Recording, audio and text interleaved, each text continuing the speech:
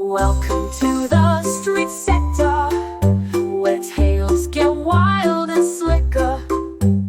Twisted truths and wicked fun. You'll crave the madness when it's done. The Mardi Gras Misfit.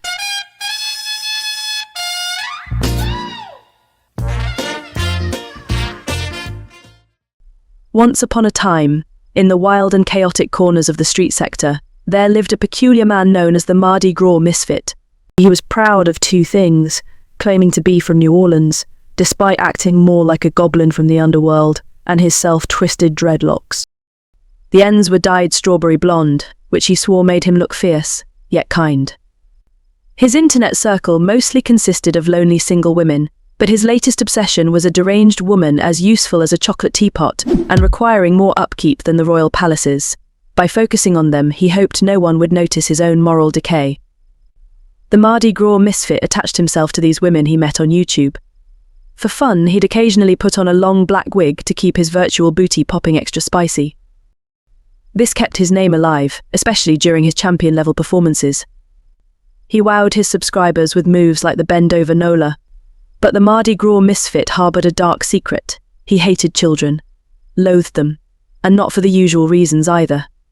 His hatred began when a group of rascally neighbourhood kids stumbled upon his sacred collection of New Orleans-themed wigs. The children, blissfully unaware of the catastrophe they were causing, began playing pirates with his beloved hairpieces. One particularly bold child even pretended his dreadlocks were spaghetti and tried to slurp them like noodles. The horror. Mardi's fragile ego shattered, and from that day on he swore no child would ever get near him or his precious wigs again. To him, children were nothing more than sticky-handed, hard-headed destructive monsters who had zero appreciation for him or his hair art. As his loathing grew, Mardi's obsession spiraled. He concocted a ridiculous scheme to rid the street sector of all children once and for all. Step 1. He needed a vile, rancid substance to carry out his plan. Luckily, his equally degenerate YouTube bestie, Rainey, had just the thing. Bottles upon bottles of a foul-smelling liquid that could turn stomachs from miles away. Rainey was surrounded by the stuff, and didn't mind letting Mardi take a few for his twisted plot. His plan. He wanted to pour this revolting concoction into children's mouths purely for his sick amusement. Step 2 of his devious plan involved his signature skill twerking. Mardi was convinced that if he broadcasted his infamous twerking skills at full volume, the seismic vibrations caused by his powerful booty shaking would be so intense, it would literally shake all the children out of the street sector and into the next. It was the booty-quake to end all booty-quakes. One sunny afternoon, with the streets packed with happy, unsuspecting children, Mardi saw his moment. Dressed in his twerking finest, a shimmering pair of booty shorts with fitted hip enhancers, Mardi marched to the town square. He plugged his giant speakers into the street sector's power grid and cranked the volume up to a level that made buildings tremble. The bass was so powerful that birds fell out of the sky, and pigeons started doing involuntary backflips. Mardi began to twerk, unleashing his deadly moves. His buttocks rippled with the force of an unstoppable hurricane. The ground beneath him quaked, and for a moment, it seemed like his plan would actually work.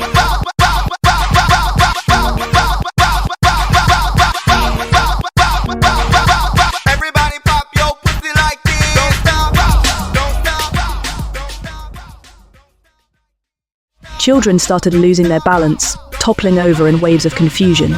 But just as his twerk-quake reached its peak, something unexpected happened.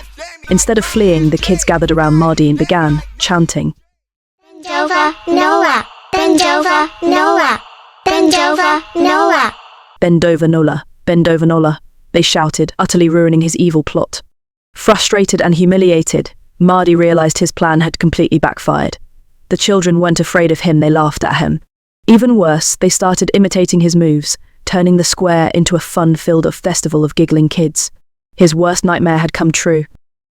Enraged, Mardi reached for one of his bottles of rancid rainy juice and unleashed one final twerk so powerful that the strawberry blonde tips of his dreads burst into a small flame. As he frantically tried to pat out the fire, the Mardi Gras queen, one of the sector's most devastatingly clever residents, stepped in. "You've gone too far," she declared, sporting an immaculately decorated megaphone. "Mardi Gras Misfit. We don't want to see any more Bendova Nola. This sick shit ends now." For his crimes against the children and the unholy booty-quakes, the Mardi Gras Misfit was banished from the street sector, never to return. He was sent on a one-way trip to a nearby sector, a desolate kid-free wasteland where no one would ever witness his twisted plans or his foul-mouthed YouTube rants again. And so, the children of the street sector lived happily ever after, laughing and dancing in peace, while the Mardi Gras Misfit faded into history. Known forevermore for the bend over Nola, and as the man who tried to shake his booty and ruin childhood, but only managed to shake himself right out of the street sector. The end. Welcome to the